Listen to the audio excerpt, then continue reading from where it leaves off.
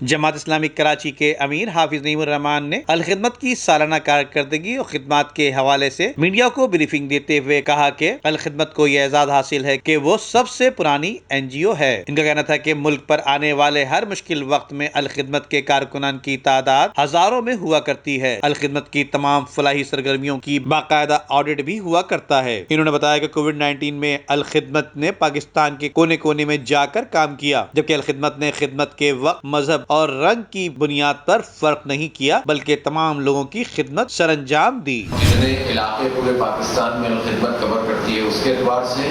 اور والنٹیئرز کے اعتبار سے پاکستان کی سب سے بڑی این جی او ہے، سب سے زیادہ والنٹیئرز اس کے پاس ہیں اور سب سے زیادہ آپریشنز اس کے پورے ملک میں موجود ہیں۔ اور خاص طور پر جب ملک میں کوئی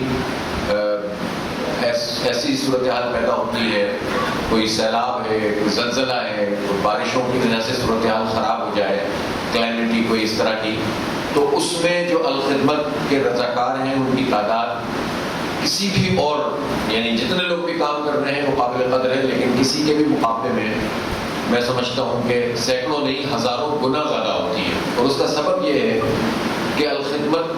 کا پورا انڈیپینڈنٹ نظام ہے کام کرنے کا، اس کا اپنا ایک طریقہ کار ہے، اس کا اپنا پورا جو مالیات کا، اکاؤنٹس کا اور فائنینسز کا حساب ہے، آڈیٹڈ ہے اور بلیک اینڈ وائٹ میں ہر چیز بالکل علیحدہ سے موجود ہے۔ اور اسی طرح سے ایک بہت بڑا مسئلہ اس وقت یہ ہے کہ شہر میں جانور موجود ہوتے ہیں اور لوگوں کے پاس اسباب موجود نہیں ہوتے۔ جماعت اسلامی نے لوگوں کو سہولت پہنچانے کے لیے اجتماعی قربانی کا ایک بہت بڑا نیٹ ورک بنایا ہے۔ ہم یہ نہیں کرتے کہ ہم نے ایک سینٹر بنا دیں اور اس میں پھر آپ سب کو انوائٹ کرتے رہیں اور 10 اونٹ کھڑے کریں، 25 بڑی بڑی گائیں لے آئیں اور آپ سب اس کو انجوائے کریں۔ یہ انجوائمنٹ کا ایشو نہیں ہے، یہ کوئی ایونٹ مینجمنٹ کا مسئلہ نہیں ہے، یہ لوگوں کو سہولت پہنچانے کا کام ہے۔ اور سہولت پہنچانے کا طریقہ یہ ہے کہ سینکڑوں مقامات پر کراچی میں اجتماعی قربانی کی جائے گی، اور کہیں 1 دن، کہیں 2 دن، کہیں 3 دن۔ سلاٹر ہاؤس بھی اس کو بھی ہم نے انگیج کیا ہے، اور ہم کوششیں کریں گے کہ حفظان صحت کے اصولوں کے مطابق اور خاص طور پر کووڈ کی اس وبا میں ان تمام چیزوں احتیاطوں کو بھی ملحوظ رکھا جائے۔ تقریباً 40 سے 50 ہزار جانور ایسے ہوتے ہیں جو لوگ آ کر اپنی اجتماعی قربانی میں ہمارے ہاں آ کر ہم پر اعتماد کرتے ہیں خدمت کے نیٹ ورکس پر، اور وہ صبح بھی کرواتے ہیں، حصہ بھی لیتے ہیں، اپنے جانور لے کر آتے ہیں، اور بسوا خانوں کے طور پر بھی وہ جو جگہیں ہیں وہ کام کر رہی ہوتی ہیں۔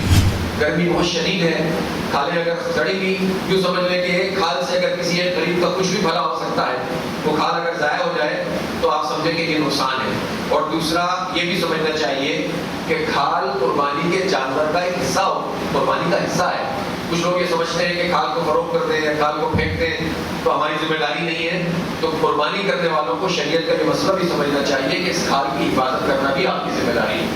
اور اس کو سرنگی دیں، اور اگر اس کے نتیجے میں